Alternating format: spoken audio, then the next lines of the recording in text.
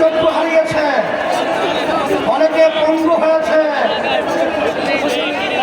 আমাদের মূল লক্ষ্য উদ্দেশ্য হল আমাদের দেশ স্বাধীন করতে গিয়ে আমাদের যারা জীবন দিয়েছিল, রাত্রি দিয়েছিল, পঙ্গু হয়েছিল, যারা দেশ পরিচালনা করেছে, আমাদেরকে ধোঁকা দিয়ে বোকা দিয়ে বারবার আমার এই দেশকে চোরের দিক থেকে, দুর্নীতির দিক থেকে ফাঁস বানিয়েছে।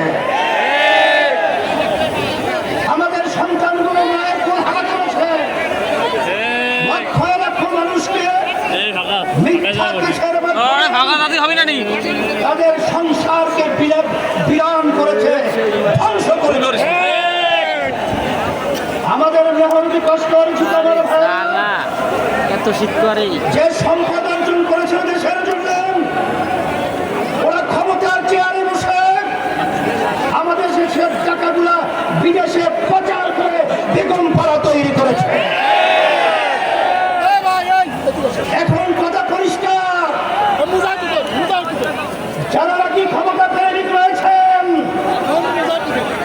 বারবার আমাদেরকে মানুষের কাছে বিতর্কিত করার জন্য আপনারা বলেছেন আমরা নাকি জাতীয় নির্বাচনকে প্রশ্নবিদ্ধ করছি, পিছিয়ে নেওয়ার ষড়যন্ত্র করছি।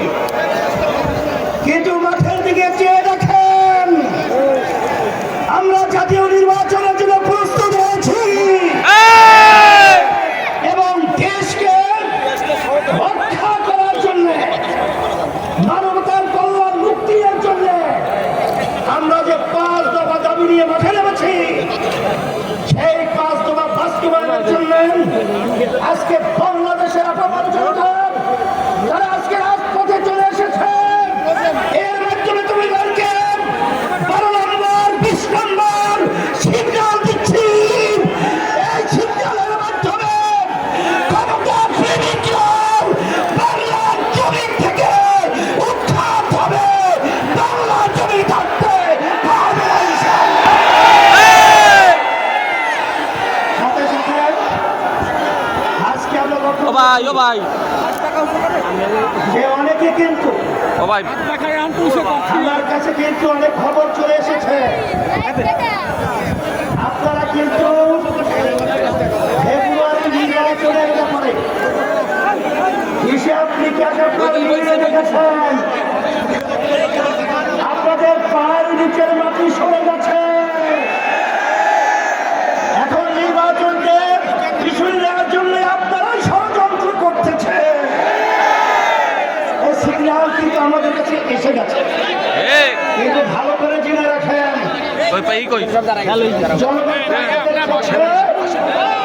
মতামত রায় দেওয়ার মতো পরিবেশ নেই। এখন আপনারা গুন্ডামি, সেন্টার দখল, বিভিন্ন সন্ত্রাসীর মাধ্যমে আপনারা ক্ষমতার চেয়ারে বসবেন, সেদিন ভুলে যান। এখন বাংলাদেশের মানুষ সজাগ রয়েছে।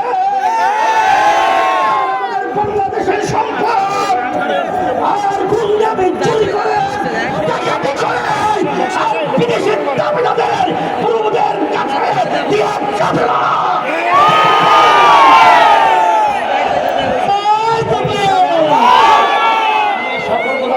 জানাবো, আমি আমার ভাইদেরকে, মা বোনদেরকে বলবো, আমরা যেন চাঁদাবাজদের সহযোগী না হই। যারা মায়ের কোন সন্তান হারা করেন তাদের যেন আমরা সহযোগী না হই। আমাদের দেশে বসে আমাদের দেশের টাকা বিদেশে পাচার করেন তাদের জন্য আমরা সহযোগী না হই।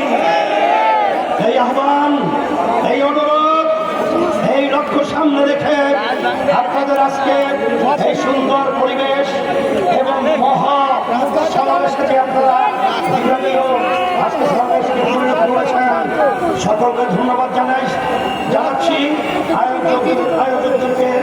এবং আমরা দোয়া চাই আমরা যেন ইসলাম দেশ মানবতার কল্যাণে আপনাদের পাশে খাদেম হিসাবে কাজ করতে পারি। আল্লাহ তৌফিক দান করুন।